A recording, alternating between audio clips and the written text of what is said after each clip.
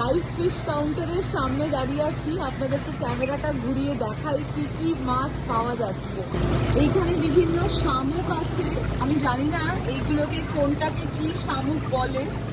এইখানে বিভিন্ন নামগুলো দেওয়া আছে, তবে পুরোটা বা সবটাই আমার কাছে নতুন। লাইভ ক্র্যাব আছে, কাঁকড়া, এই মাছগুলো লাইভ। এইগুলো টারবট, বিশাল বড় বড়। এগুলো ফ্লন্ডার, ফার্ম রেস্ট। এইগুলোকেও অদ্ভুত দেখতে, লোচ, অনেকটা আমাদের পাকাল মাছের মতো।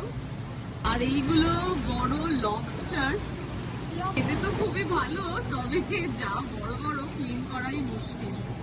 আর দূরে দেখুন বড় বড় তেলাপিয়া, ওগুলো কালো আর এইগুলো সাদা। একটা লাইভ কাউন্টার, আর এই দিকটা সব ফ্রোজেন মাছ পাওয়া যায়।